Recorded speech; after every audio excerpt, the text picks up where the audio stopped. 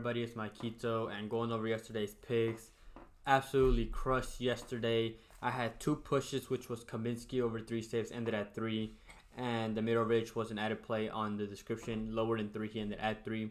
But other than that, got every single player prop right, went 9-0 on those. Gazzaniga over 2.5 hit, Garnacho higher than 3 hit, Longstaff higher than 1.5, Cunha goal or assist, Tarkowski higher than 0.5 shots. Petrovic higher than 1.5 goals allowed. Sivera under 3 saves. Marmoush under 2.5 shots. And Baez/Gazzaniga higher than 5.5 saves combined. All hit. Swept the board yesterday. That's especially good when it comes to a large slate. Was going on a bit of a streak. And finally we got a sweep. Somebody called it in the comments. I'll put a screenshot of that and said that I felt that they thought that I was going to get a sweep or sweep incoming or something like that. So absolutely crushed yesterday. Did really, really good. And hopefully we can do good on tomorrow's slate as well. Before I get started, I want to give a shout out to my partner Underdog Fantasy. You can use code Maikito, link in the description. They'll match your first deposit up to $100. I also have my Fliff code linked in the description in case you want to use that, where I post money lines and stuff like that. Yesterday I went 0-2 for those, so it wasn't that good. Honestly, I still think the reads were good. The teams were just unlucky to not hit. But if you want to use those, you can. And then I also have my Cashapp linked in the description. If you're feeling generous and want to donate, anything is always appreciated. Like I swept yesterday, and like I said, anything helps. Nothing's ever required. But if you want to use any of those codes or want to donate, I really thank anybody who does that. As I was recording this video, or as I was doing the research and I finished this first one, you can still find them on Underdog, but you get less of a payout. So you can still take them. You can put them into a little bankroll one, but I'm still going to mention them anyways, just because I think you can get good value for him. It is in the England Premier League. It is Vicario, lower than 4.5 saves, playing at home for Tottenham, going up against Arsenal. He averages 2.91 saves. That's around 3, and we just don't need him to get 5, so that's already good value there. When you played him away from home, where Arsenal played better in the attack and Tottenham are worse in defense, he had 4, so he still went under this mark. And he has an average save percentage with 65.5%. And Arsenal averaged 5.4 shots on target away. And they're projected to have around 5 on target. And if that's the case, I definitely expect Arsenal to have scored 1 or 2 of them. There's no way they get those shots on target and don't score against Tottenham. They're big rivals. I think this is just too high of a mark for a home game for Tottenham. While they can be unreliable when it comes to who wins or loses, I just think this is too high of a mark for Vicario to get 5 saves. So I like him lower than 4.5 saves. My next pick is his teammate Yves Bissouma, higher than 2.5 tackles, playing at home for Tottenham against Arsenal. He averages 3.4 tackles at home, which is already over within what we need him to do. And he's over this mark in 4 out of 5 home games. And when he played him earlier in the season away from home, where he averages less tackles, he still went over and had 4 against them last game, because he is aggressive, especially when it comes to these big games. And it's going to play against a team that has 3 midfielders. They try to pass around. And Bissouma is going to be critical when it comes to breaking up the passing play that Arsenal likes to play against them.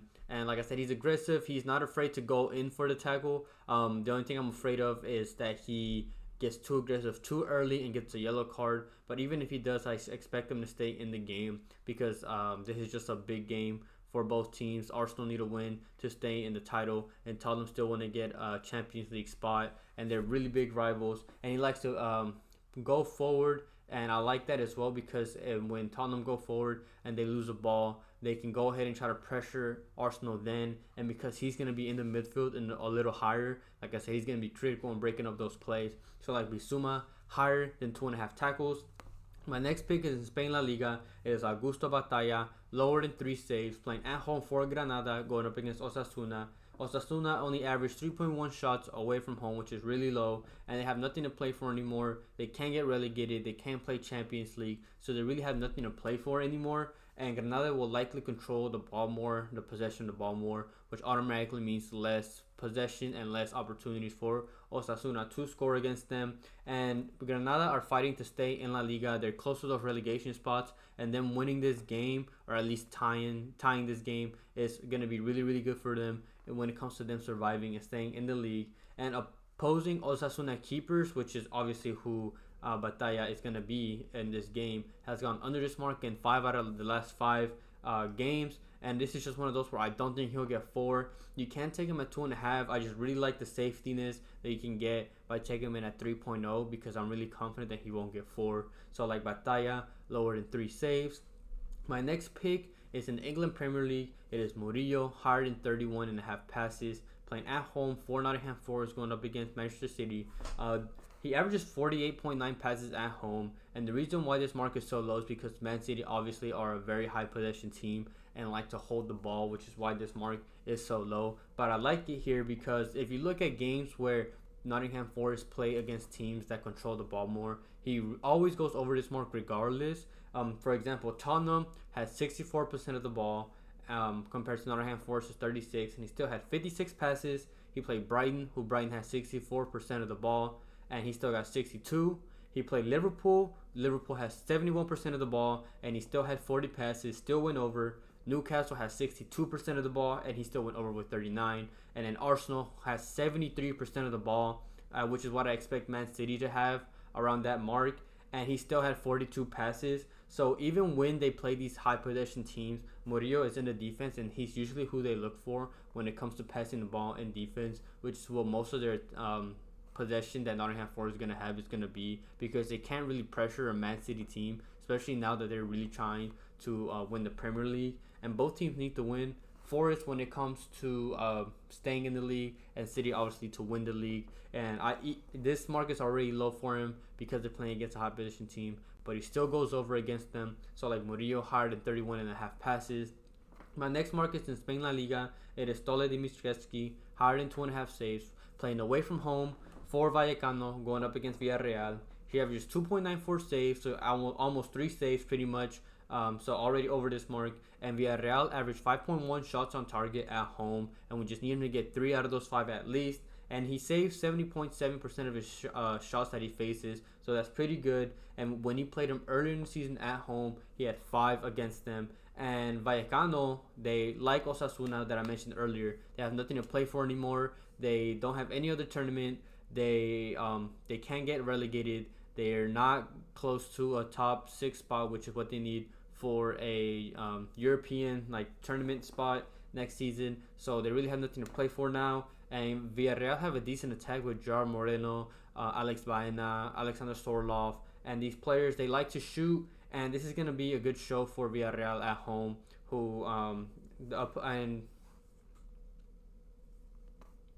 opposing Villarreal keepers have gone over this mark in 4 out of the 5 last home games. So I think this is a good spot for Dimitrescu, who, like I said, they have nothing to play for anymore. For him to go over 2.5 saves, I will not take it at 3. My next pick, also in Spain La Liga, it is Orjan Nyland, higher than 2.5 saves, playing away from home for Sevilla, going up against Real Betis. He averages 3 saves in the season, so already over this mark. And he has a really good save percentage at 75%. For example, Dimitrescu has 70.7. He has 75%, which is actually really good. And Betis averaged 4.3 shots on target in the league.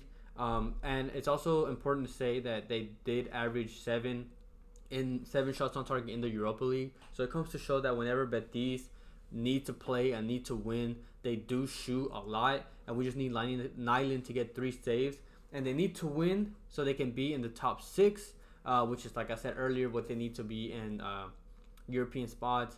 And if you're wondering why I emphasize these teams that need to get top 6, it's because when those teams win, not only is it good for the fans, it's also good for the team, because one, those players will stay in the team and won't want to leave. And then the team owners and the team in general gets more money for playing in those teams, which is why I like emphasizing them. And I think, again, this is another good mark for a player like Nyland and Sevilla, who allow a decent amount of shots away from home to go higher than 2.5 saves. My last player prop is in the France Ligue 1. It is El Yaouai, lower than 2.5 shots, playing away from home for Lens, going up against Marseille. And the reason why I like this is mainly due to Marseille's defense. They're different at home. They are really good at home, definitely compared to when they play away. And you just have to watch to understand how good Marseille is at home. They only allow 9.4 shots when they play at home. And when YE played them earlier in season when he played them in his house, he only had 2 shots out of 14 that they took. And I emphasize that because he's gone over a lot recently, but that's because they've been taking 18 to 20 shots, and there's no way they get that many against Marseille, playing them away. And for example, Marseille are the second worst team in the league away from home, but when they play at home, which is where they're playing, they become the third best. So this is just another reason why I like Marseille's defense. I feel like this is too high of a mark for him at 2.5. And usually against these bigger games or just in general throughout the season, I say 60 to 70% chance he gets subbed out around the 70th minute mark, which is even better for us. I like Wahi to go lower than 2.5 shots. If you're enjoying the video and enjoying the content, please consider liking and subscribing to the channel. And if you could leave a comment for the algorithm to boost this video out to more people. Anything you guys do to show support, I really do appreciate. I read all the comments, and honestly, all the support you guys have been giving me is great. So I really would appreciate if you guys would do that for me.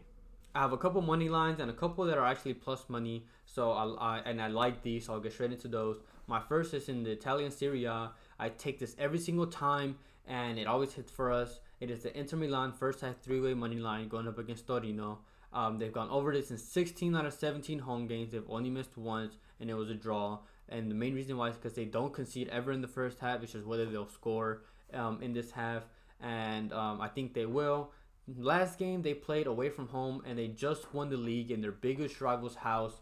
So now this is their first game back since then at home, and it's going to be a really, really good atmosphere for them. I know the fans are really happy to have won the league in their biggest rival's house, and now they're playing at home. So this is a good spot for Inter Milan to put on the show for their team.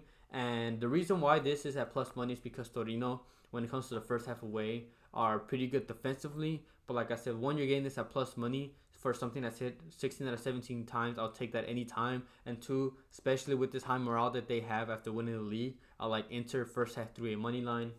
My next pick is still in the Italian Serie A.